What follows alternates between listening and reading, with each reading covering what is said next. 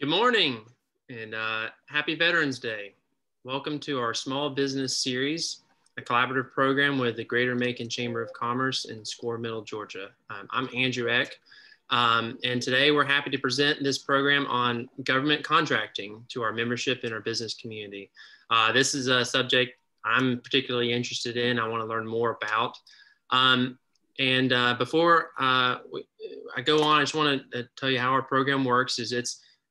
We have multiple speakers and we're going to have plenty of questions coming in. So if you have any questions, please use the chat at the bottom of the screen. I'm sending a message to you now, and just type in your questions and we'll look at them and we'll be able to ask the speakers about them. So don't wait to the end, just keep on sending us questions. So now I'd like to introduce Matt McKenna with Score Middle, Georgia, who will then introduce our guest speakers. Matt.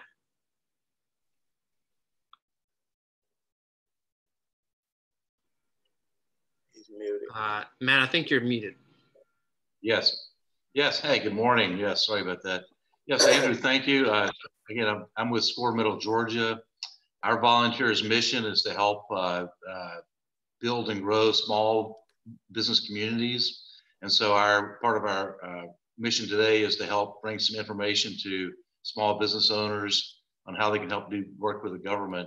I'd just like to give a shout out to the Greater Macon Chamber of Commerce for hosting us and helping produce this series and provide a stream of content for their members and for others.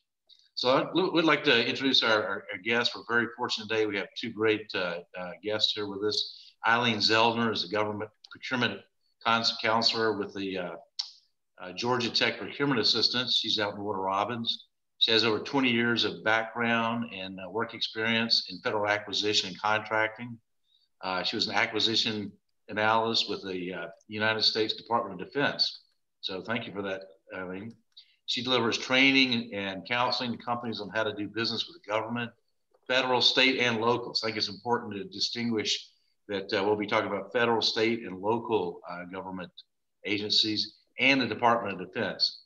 She also helps firms how to research and identify potential contracting opportunities. She's a certified procurement professional, certified verification counselor with the Veterans Affairs Office, and is a member of the National Association of Procurement Technical Assistance Centers. I didn't know there was such a thing. It's awesome. Aileen has a Bachelor of Arts and is pursuing an MBA. So Aileen, welcome.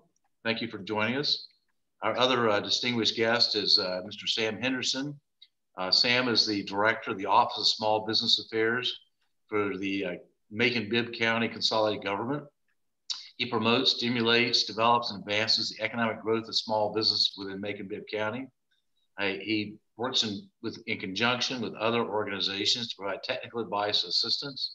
He also provides direct assistance and information to local small businesses on how the government contracting process works. From 1988 to 2008, he assisted high-ranking senators and mayors in serious legislative and community matters. So he has a long history of being in and around the government, understands how that works, and will be helping us understand the Macon-Bibb contracting needs and how to do business Macon-Bibb. So without further ado, I'd like to turn it over to Aileen. Thanks, Matt. I appreciate it. Thank you so much. Thank you for inviting Georgia Tech PTAC. It is always a pleasure to work with our community. So thank you, Score Middle Georgia, and thank you also Greater Macon Chamber of Commerce. So again, the whole point of participating today, of course, is to capture an overview of how to do business with the government. But before I start, I do have some slides that I will share with you, but I'm going to tell you a little bit about our program, okay? Okay, let's see. Okay, all right, so an overview of, I'm trying to make sure that, okay. First of all, I do want to say thank you to our veterans.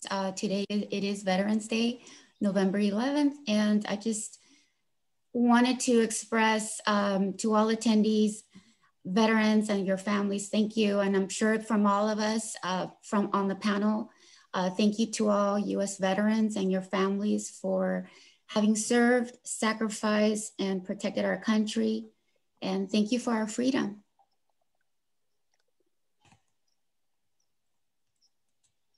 Okay. All right. Who we are and what we do. So we are a PTAC and Procurement Technical Assistance Centers. Specifically, I and my colleagues, we of course are with the Georgia PTAC, which we participate under the Georgia Tech Economic Development under the Enterprise Innovation Institute, EI Square. And how we work overall, though, we are part of an association referred to the Association of PTACs, kind of what Matt had already identified. And that is a national program. So that means that besides having just a Georgia PTAC, there are PTACs all across the nation. Every state, there's a PTAC where you can reach. And my colleagues within the PTAC world, we all do basically the same thing. We offer these services that are free. And how we help you is to manage how to do business with the government. But just a little bit of a history of how this began. So PTACs on a national level, since 1985, there's about 97 PTACs on a national level.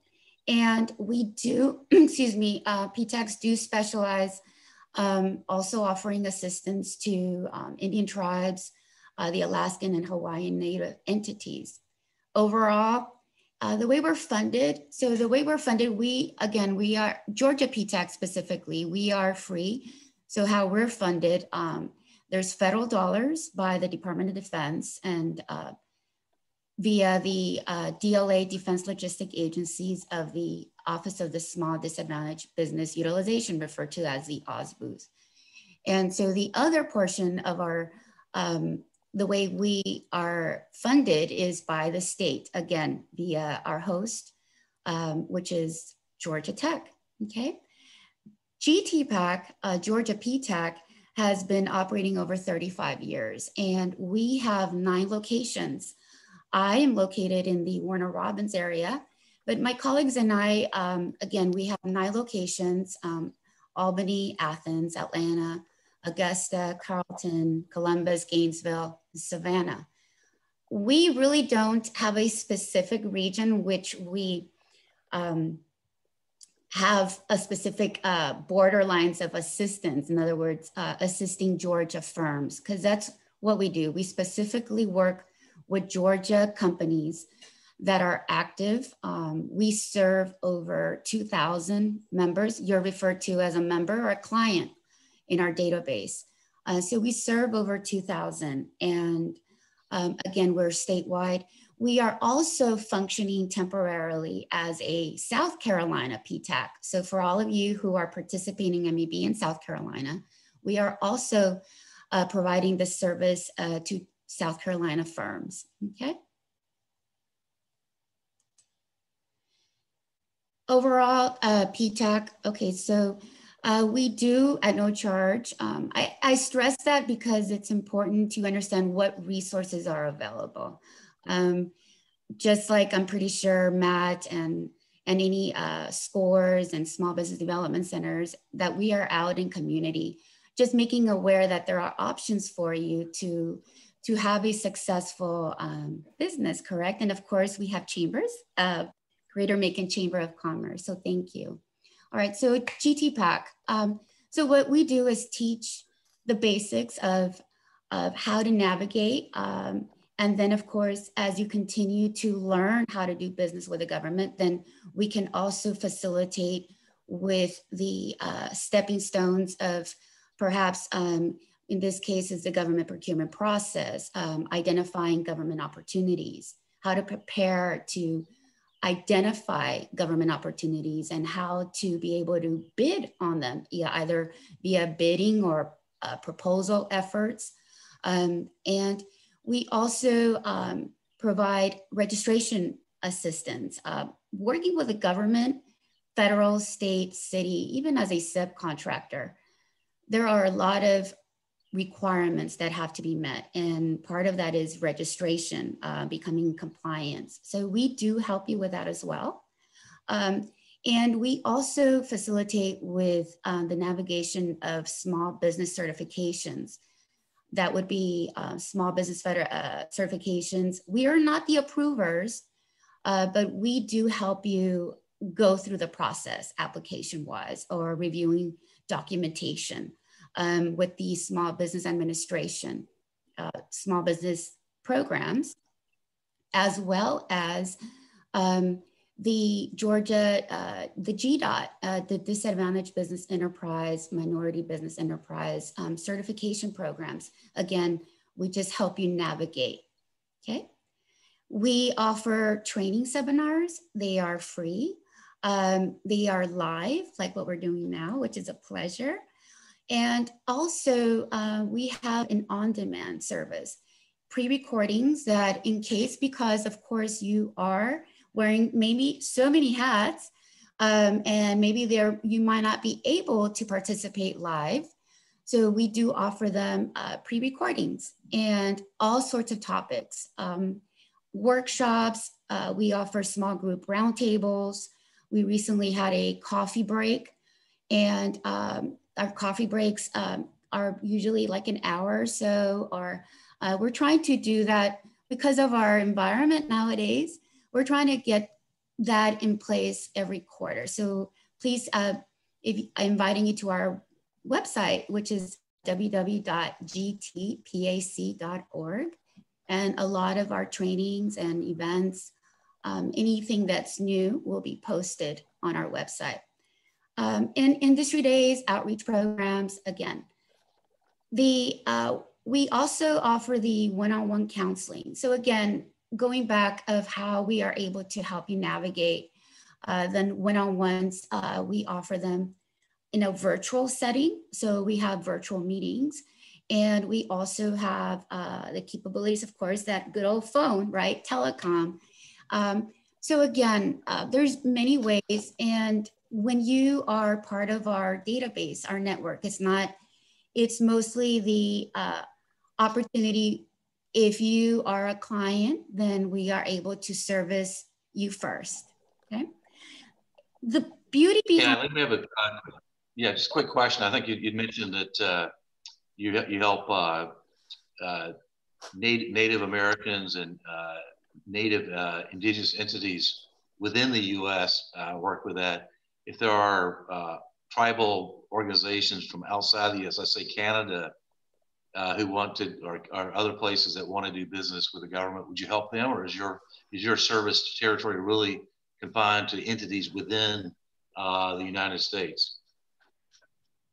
Good question. So as a GTPAC, as a Georgia PTAC, we would only service Georgia clients. However, because we are a national program, yes, there are colleagues of ours, PTACs, who are specifically working with Native and Alaskan and so forth, Native entities.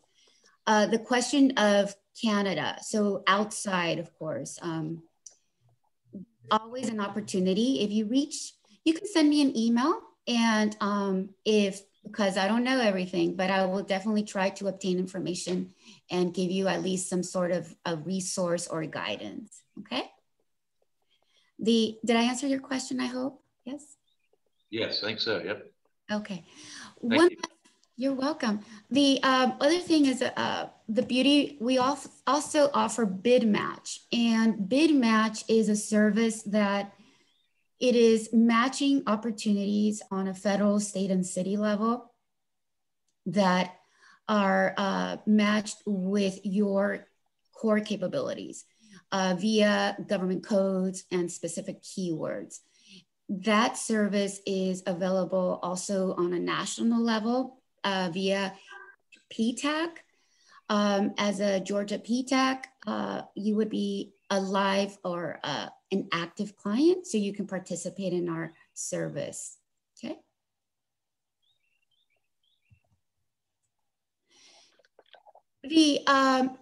This slide just kind of allowing you, again, the opportunity for you to sign up. There's a link available. Webinars are free. All of these topics we address, I or my colleagues, and each topic basically is perhaps 2 to 3 hours long.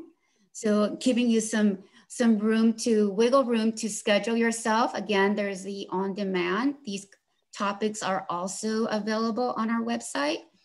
The link that you see is when you register. We do ask that you please participate via a registration. That way it kind of tells us our audience and give an understanding of the level of assistance that we can provide during the live seminar, okay?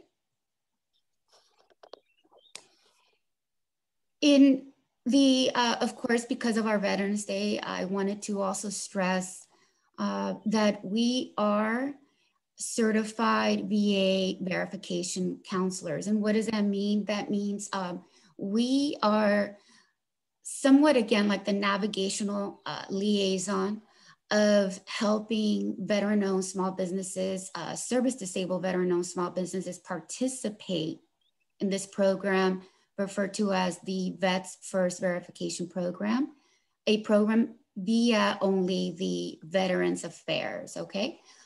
This program is for federal opportunities that are set aside, contracting assistance programs, specifically for service-disabled veteran-owned small businesses. Again, there's a link that is available to you for you to kind of do your research. And again, you can reach out to me or my colleague, and we can provide you with more info.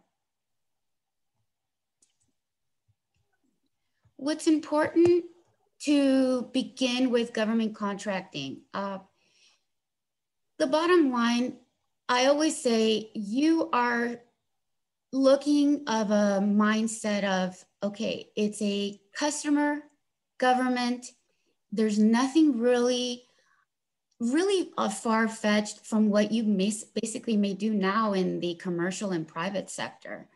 Because again, you are marketing your company. You are focusing on assessing your company. What is having the opportunity for you to give that government customer the knowledge, the awareness of who you are.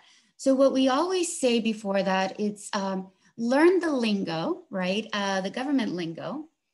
And that's, again, with a lot of code information via federal, state, and city. Every industry will have your specific codes, but that is the latter part. What's really instrumental as a business when targeting your government customer is you really want to emphasize, you really want to stress the fact that why is it that the government should buy you? So you really want to focus on the government customer will buy from your company because you have an excellent product and service that the government will seek or is seeking. You communicate solid value and pricing, the solid past performance. Past performance, that means the history of your company, of what your products and services have already been delivered and have already been served. And that way, what customers that you have been able to share back and say, excellent service, excellent product, then again, there is the form of exchange of monies, right? That is a contract. True is the same with the government. Now, the government will also the emphasis of, okay, why should I buy you? There are so many more companies that can do what you do. So what's the competitive edge? What is the experience that you hold? What differs? What are your differentiators? So this set that I've kind of thoughts for you to kind of provoking thoughts of What do you do best? What is your target market? Is the government buying what you're selling? And who has bought it? Meaning what agencies have procured the product and service? And who has actually won these contracts that are maybe in the same industry that you are doing, correct? And can you sell it? That's a big question, because a lot of times we want to work with a government, and that's fantastic. What other thing that you have to kind of position yourself, it's all strategic.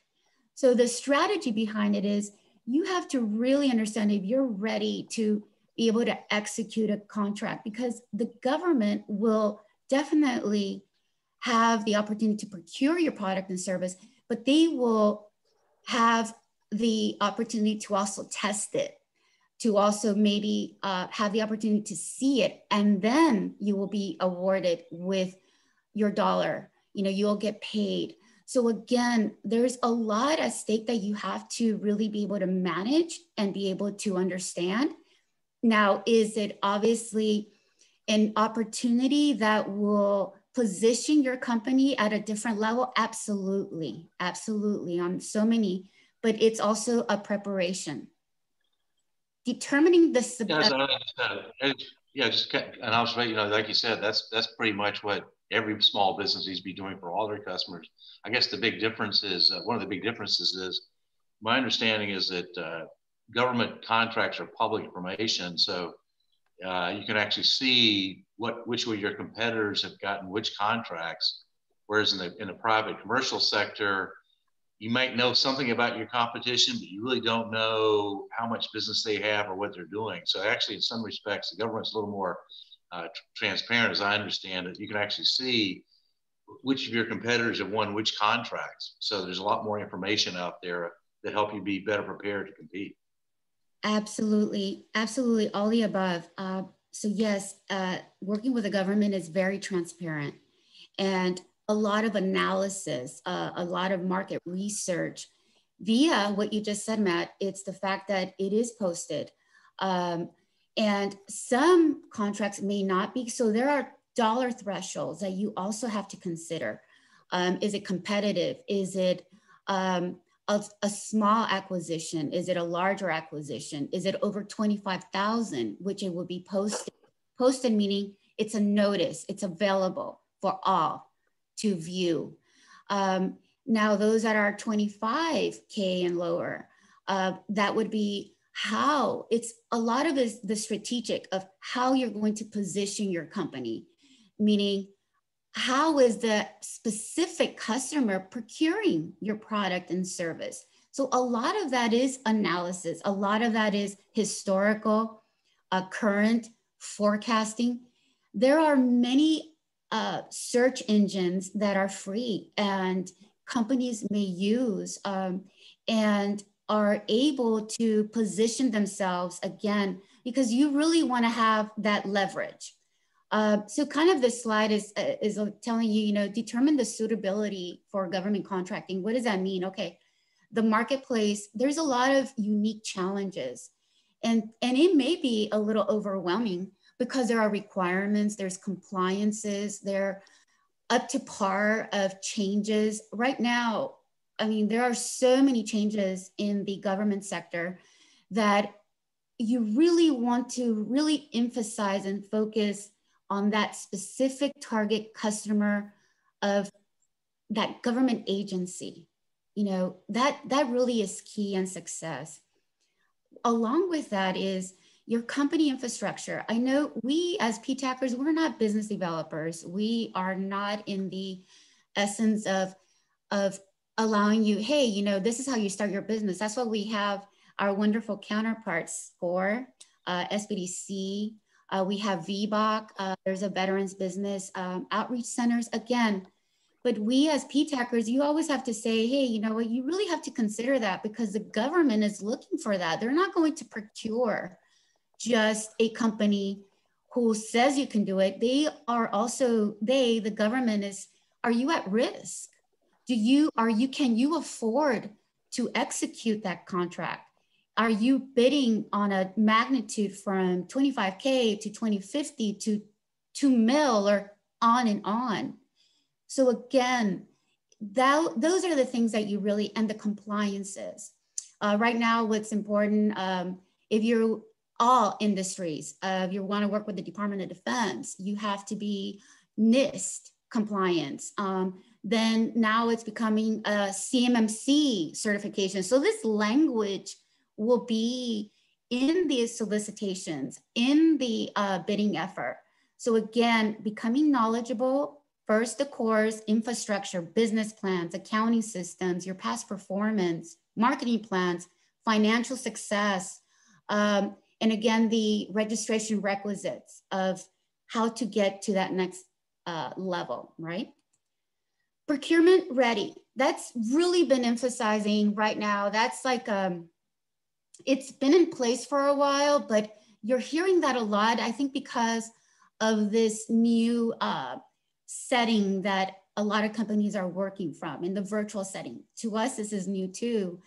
And I personally love it because we can reach to so many different levels of assistance, and businesses can do so much, magnifying their capabilities.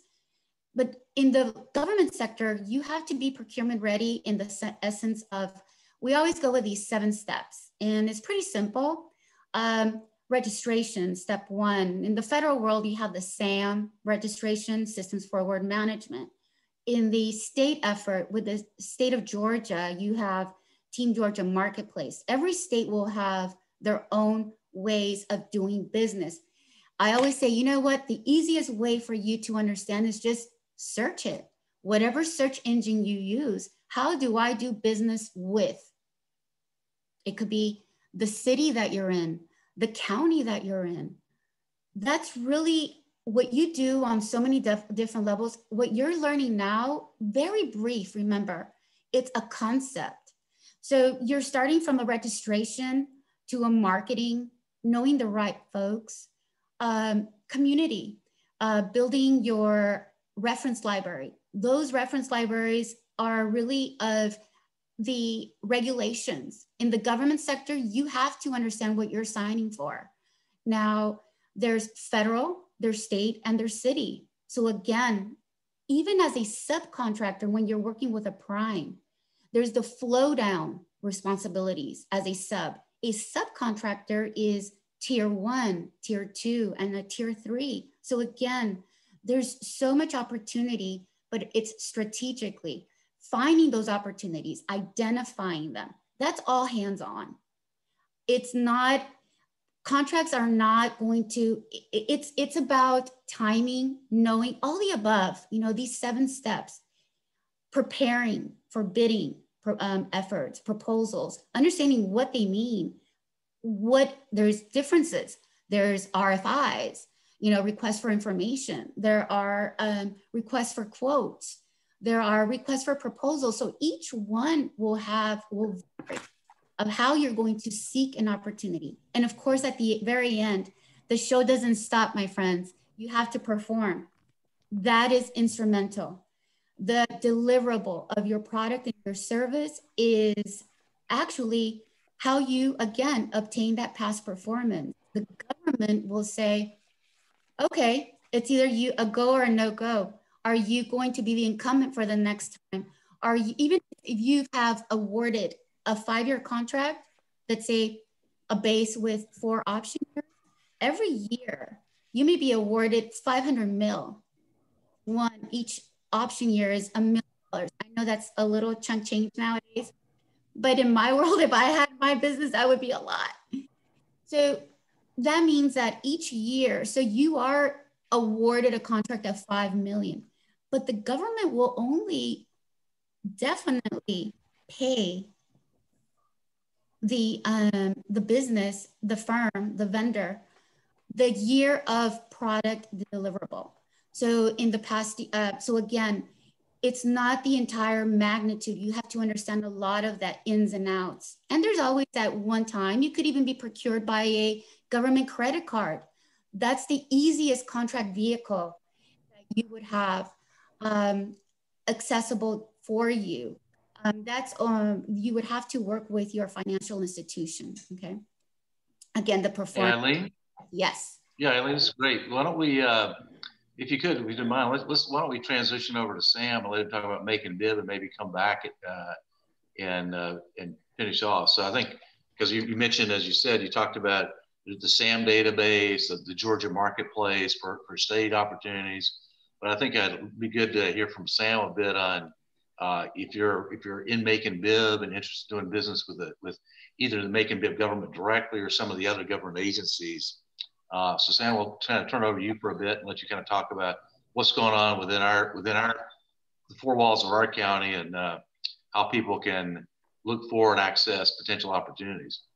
Yes, thank you so very much, Matt. I really appreciate you as well as the area Chamber of Commerce for having us today. We really appreciate it. And Aileen, I was really getting into your presentation. I'm learning a lot of new stuff and I really appreciate it. So Matt asked me, I guess a few weeks ago, if I would be a part of this presentation this morning.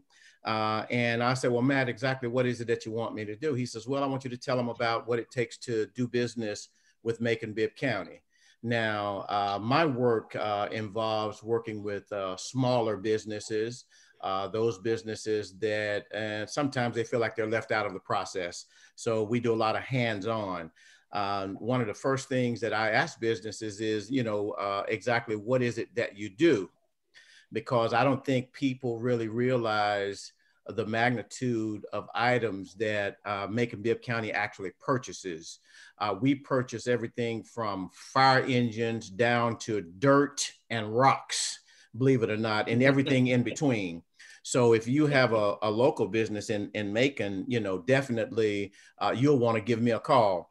So Matt, one of the things, the very first thing I tell any small business in Macon Bibb County is you need to register to become one of our certified official vendors. That's very important because of some of the ways that we do some of our purchasing, and I'll get to that later. And some of the business said, well, Sam, exactly how do I become a certified vendor? Well, you'll need to contact our procurement department, which I think I've given the information to Matt, and you can get that at the end of this presentation or whatever. But you would contact our procurement office, and there are a couple of things that they're going to want to know from you. We don't do business with anyone that doesn't have a taxpayer identification number. And I know that if you're on this call, more than likely you have all of these things in place, but I work with a lot of small businesses who may or may not have these things in place, and I kind of teach them how to get them in place.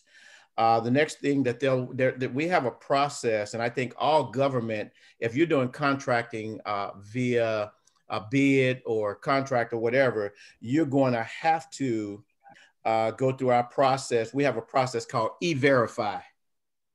Some of you may know what E-Verify is. What E-Verify is a federal work authorization program. And what that means and what it means to us is if you are a contractor, you're actually signing an affidavit indicating that you, as well as your employees, can legally work in the United States of America. We don't do business with anyone. If you fail to sign that, then your application is just placed to the side because you have to have that in place. And I'm saying this, and I know we have a lot of people who have already gone through that process once or twice. Now, there are a couple of people who won't need E-Verify. One is if you are a one-man operation or one-woman operation, we don't require you to do E-Verify. The other businessman or woman that will not have to do E-Verify is if you are an attorney in good standing with Georgia's Bar Association and you have a business, we won't require you to go through E-Verify. So in moving on forward, the next thing that I ask small businesses is, you have to get a business license. We call that an occupation tax certificate. everybody has to have, if you're going to do business with Macon Bibb County, you must have your occupation tax certificate. And all, in other words, it's a business license. So many of the small business, and I know that dollars mean everything in small businesses. So the next question I get from businesses is, well, Sam, how much is the business license? What do I need to pay to get to do business with Macon Bibb County? Well, that depends. And I'll say it like this.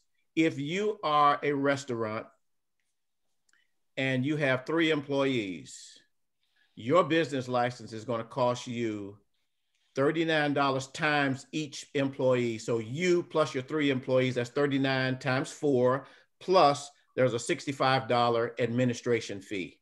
You know, now it doesn't work that way with all businesses. You know, for example, if you are what we consider a professional practitioner, meaning you are a doctor or you are a lawyer and you practice, here's what your business license costs. And I'll give you an example.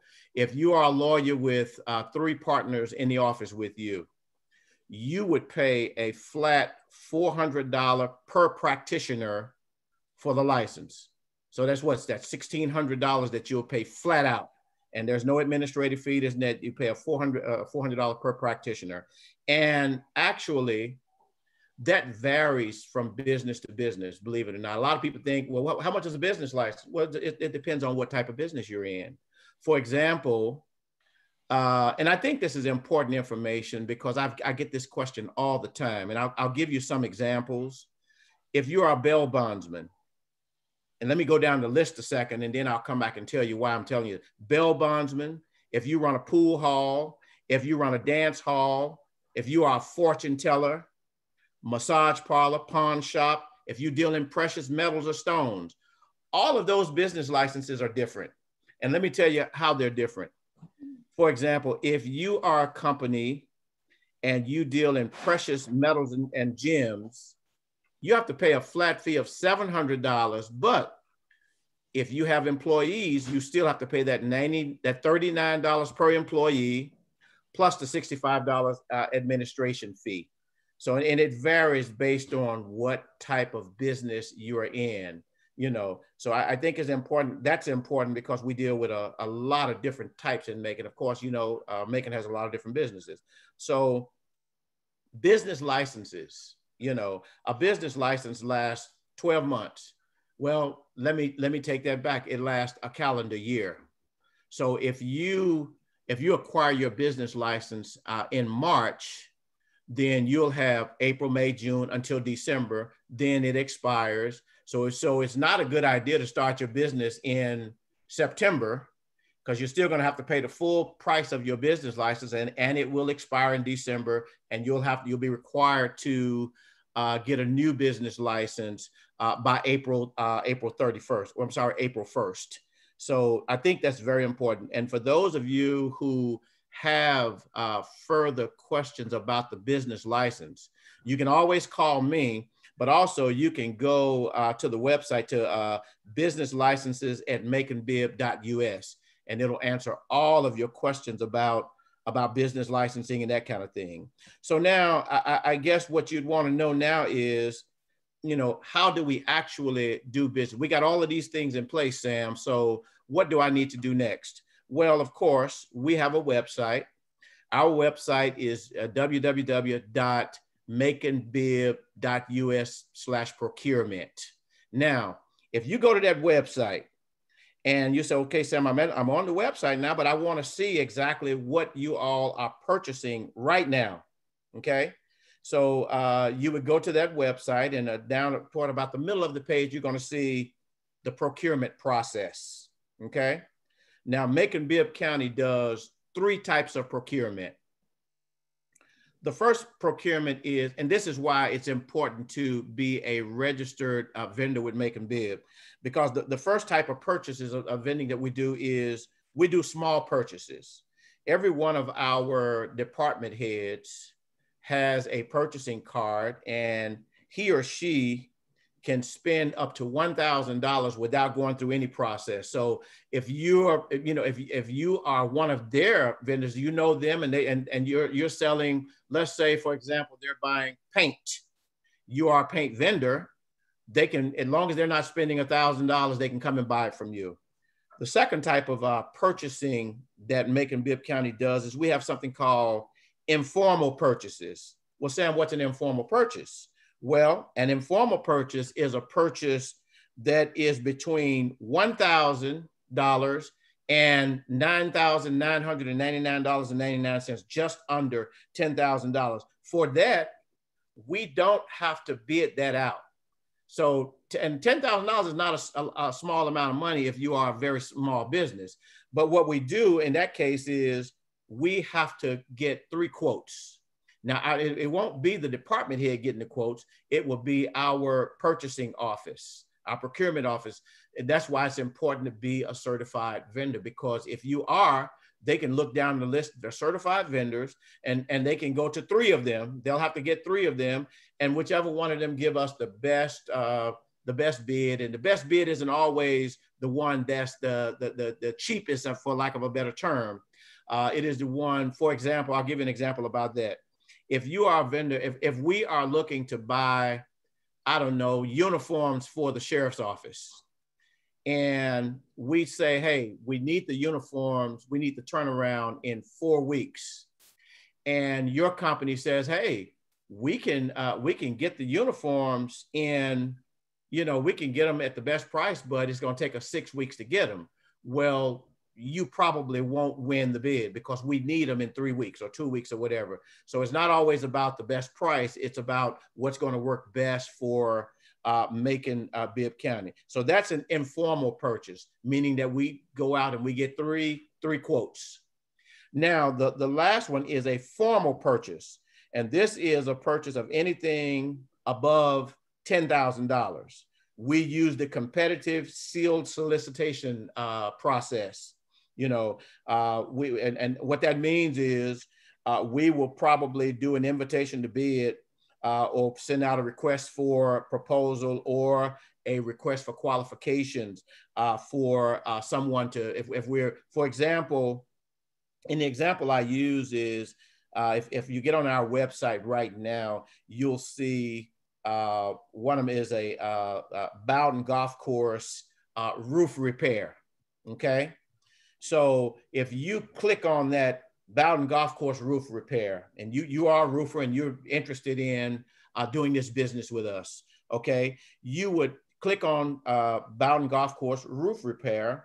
And the first thing you're going to see on that page is invitation. And that invitation is going to read something like this. Notice is hereby given that the Macon Bibb County Board of Commissioners will receive sealed bids in the procurement department in Suite 308, Macon Bibb County Government Center. It'll tell you the date. It says you'll have to have them in by 12 o'clock noon on Thursday, November 12th. Okay. And so what that's saying is, okay, you can, they're looking for somebody to do some roofing work. And I know that I got to have the paperwork in. So what's the paperwork? Okay. If you look further down that same page, it's going to say, you'll see the words bid documents, and it'll tell you what's required. For example, when you click on bid document, it's going to say again, Bowden roof repair. It'll say all details about the it'll give you all of the details about the solicitation. It's going to tell you the scope of work, specifications, instructions to special instructions to bidders, documents to be submitted, and any special conditions or timeframes and anything to that effect. Now, also, you may see on that same page something that says attachment.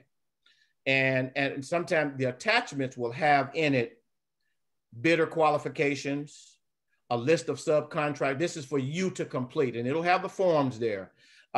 Bidder qualification forms, a list of subcontractors, bidder minority participation goals, financial and legal stability statements, all of the things that you will need to complete in order to say, yes, you are qualified to bid on this. And then sometimes on that same page, you'll see the word addendum. And of course, you won't always see addendum, but what happens is this sometimes after the process has started, one of the potential vendors will call and says, hey, Sam, I was wondering if you have the documents. I did not see the project or the scope of work. I didn't see any of that. So I can't just tell that person, oh, if you go to page so-and-so, it's there. What we have to do in that case is, because if he didn't see it, there's a possibility that others who bid on it may not have seen it as well. So what we have to do is we have to go in and we have to put that question down as well as the answer to it, so that all of the potential bidders will have the same information. Because what we don't want is for someone to come back and say, well, I didn't know about this, but he did, So that page will tell everything that you need to know about bidding for any job in Macon, Bibb County. Now, the last thing you'll see on that page, before I go to the last thing, there's another section that's going to tell you what date and time the bids are going to be open. All of those that we received, you'll be invited. Those who applied or responded to the RFQ, you'll be invited to Macon, Bibb County for the bid opening, so that we can see exactly who has the best this, that is. So the last thing you'll see on that page, it'll say sealed bids. Envelopes shall be identified on the outside as Bowden Golf Course roof repair, and it'll have to either be delivered by hand or by US mail. You can't email it or fax it or text it, or it has to be delivered by US mail or by hand, and it'll have the address where you're supposed. That is our process in a nutshell. Now, dealing with a lot of small businesses, many of them actually, and fortunately, I can sit down with many of them and help them through the process. That's one of the things that my job, I can't give you a contract. I can't give you anything that's going to put you above others. But what I can do is let you know that, hey, you need to go down to this office to do this before you can complete the paperwork, or you need to go here, or here, let me read over. I can do those kind of things without, giving you an advantage on others. So our process is not a very difficult process. Where we find the difficulty is in our small businesses. Many of them they say that they're businesses, but once we start looking at what they have in place, we'll see that, okay, you're not quite a business yet. You don't have a tax ID number, or you've been doing work, but you don't have a business license. So we can't really I can work with them to help them get themselves situated so that they can do business with them. But the procurement office, if anything is not complete, they're not going to look at it twice. They're going to put it to the side. So that's our process in a nutshell. So I am open now. I know we didn't have a whole lot of time, but I did want to stop and be able to take some questions. Sam, I got a quick question came in with is, do you have to have for Macon Bibb, do you have to have a business license for Macon Bibb if you're a business outside of Macon Bibb? Doesn't that depend on the size of the contract? Absolutely. It depends on the size, but let me share something else with you, because I had to learn this myself, because now in my office, they told me, hey, we only want you dealing with Macon Bibb County because my job is supposed to help to grow the economy in Macon Bibb County by helping our small business folk to get business. But our procurement office and our business licensing office will recognize other Middle Georgia business licenses. I learned that, on my own. I wasn't really aware of that, but because I was saying, if you don't have a Macon Bibb County license, you can't, but they will recognize if you got a Jones County business license or you got a Peach County business license, they'll recognize that. Is that a preferred, does that go into the bidding process of, when they evaluate the bid, if it's a local business versus a non-local business? Absolutely. And of course, we are always trying to find ways to help our local businesses to grow. So yes, if you are, that may be one of the points that you lose because you're not a local business. you know. So yes, that is looked at. So that is a strategy if you want to do a lot of business in a certain county or city, is to set up a small office there and get a business license. If you're looking to do a lot, if you're in Warner Robins and looking to expand to Macon government, contracting, it might be a good idea to absolutely a small office. Absolutely. And we actually have businesses who do that all the time. They'll say, hey, our main office is in Warner Robins, but we have an office over on Riverside Drive and so we are local. So yeah, absolutely. A lot of that would be a great strategy, and it'll win you some points as well. So we have some questions coming in. I know working for SCORE, we work with a lot of startups or new small businesses. I guess, and I'll start with Aileen. But one of the issues is kind of the chicken and egg problem, right? It's like, if you have a track record with the government, you can get government work. The question is, if I'm a new small business, how do I even start? For example, sometimes we suggest folks try to be a subcontractor first, but then people say, well, how do I find, prime contractors to go sub with? So if you're kind of a brand new business, you don't really have a whole lot of a track record, how would you kind of get your toe in the water to get started in the government? Aileen, maybe take that first. Well, that question we get a lot, and especially how you've identified if it's a small startup. Even if you were a mid-size or you've been established, a matured company, on any level, you would have to, you're right, it's that double-edged sword, the government will seek past performance in the government. But you could also understand that it's not always that, it would be the preference, but you can also use commercial, you can use your private, the subbing, what you've identified as a subcontractor. We always stress, start up as a subcontractor with a company who's already working with the government via city, state, or federal. As a startup, you can, why not express that you are small? Sometimes it's a matter of relationships. And it's not, actually, that's a big thing, relationships. Even with subbing, for example, being part of a chamber, that would be great. Being part of SCORE, small business, my counterparts, I always stress all the time, relationships are instrumental. What we're noticing now, and Sam, by the way, you did an excellent job because you captured everything. Thank you. Really did. It was so sweet because you've identified in a city level, but for our audience, that same process is true for state and federal, even as a subcontractor. There's nothing that would be anything different. The reason why, even maybe you can even dive in and say, when the government seeks a company, they're going to look at, absolutely, they do their market research. They're going to look at your pricing. They're going to look at your product. And sometimes coming in with even your experience of what you've done before. Because really, if you're setting up a company and your product, you have to know your product and service. How are you offering a solution to even another business, even as a subcontractor?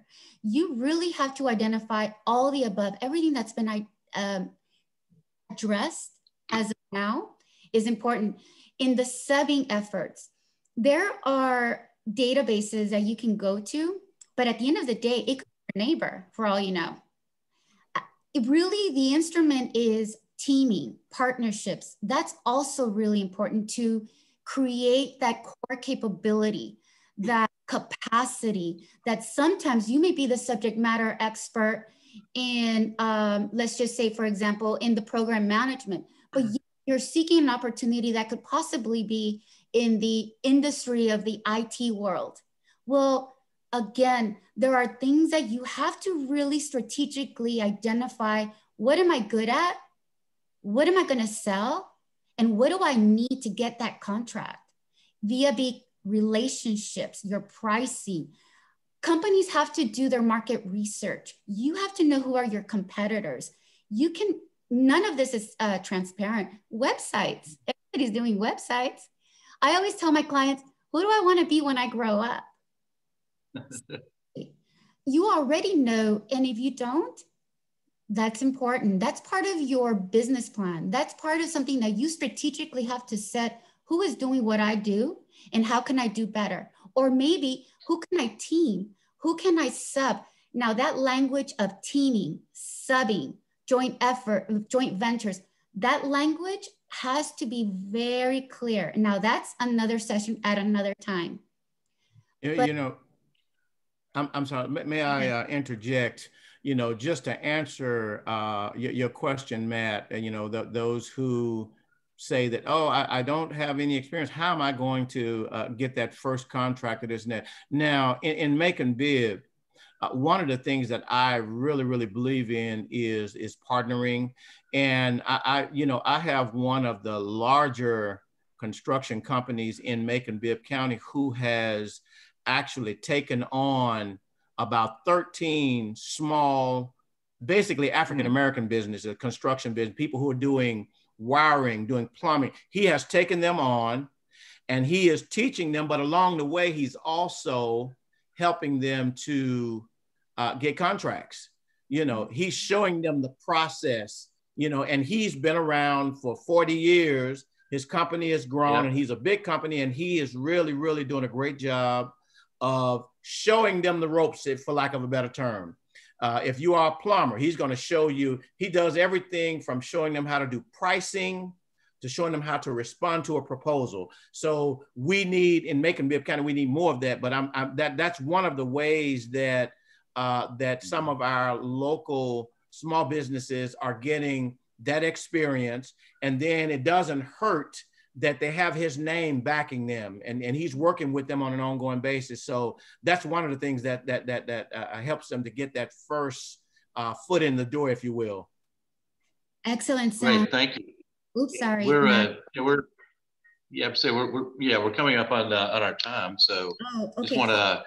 This right here is if anything, if there's a huge takeaway, the takeaway right now would be what Sam is just identifying. You're seeing it a lot, city, state, and the federal world of this teaming partnership efforts. One thing that it's the mentor protege programs. There are mentor protege programs, federal, state, and city, hoping that maybe the Macon Bibb can also start their own. These mentor protege programs, exactly what your company is doing, Sam, that's exactly what we need in community to help one another. Okay, so again, Matt, I know that we're on time. Aileen, if you have given your... I think we're about out of time. I think that we have probably still some unanswered questions out there, but I would encourage folks if they have follow-up questions about general questions about federal, state, and general questions about government contracting to follow up with GTPAC.org. Again, Aileen and her colleagues that provide tons of information, free services. If you have a question about Macon Bibb, follow up with Sam or the procurement office at Macon Bibb. And if you still can't get those, still not sure, you need some more help, you can reach out to middlegeorgia.score.org. We'll try to help you as well, or you can check with the chamber.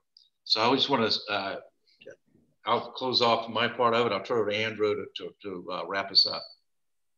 Yeah, I mean, so the biggest takeaway I'm getting from this is if you're going government contracting, you need to go all in on government contracting. And so it's not worth your time just to do one here and there. And so you're going to alter a good bit of your business to do that. So, but it's a great client to go for. So there's plenty of resources out there. And if you want to start going towards that, reach out to these people, reach out to us. Matt, we have our next presentation next week, right? On the 18th at 10 a.m. And we're going to have 3 guest speakers. Yeah, we're going to have three panelists who are actually our small businesses who have done work at the federal, state, and local level. So we've got another hour next week. We'll be hearing from a panel of people who've been through these process and can talk about their experience, lessons learned, and be available to answer questions. So if you didn't get your question answered today, make sure to tune in next week as well. And we'll hear from folks on the other side of this process. Yeah, because you're going to have a guest speaker that has done business in Macon, Bibb, has another speaker that's done business in the state of Georgia, for the state of Georgia, and a third speaker that's done business for the federal government. So if you've got specific questions and want to hear what some veterans say about that, business veterans, join us in next week. If you have any other questions, just go ahead and send us in. So with that, Aileen, Sam, thank you so much. And Matt, I'll see you next week. All right. Thank you guys for having me. I appreciate it. Thank you. Thanks, Sam. Have a great day. Thank you.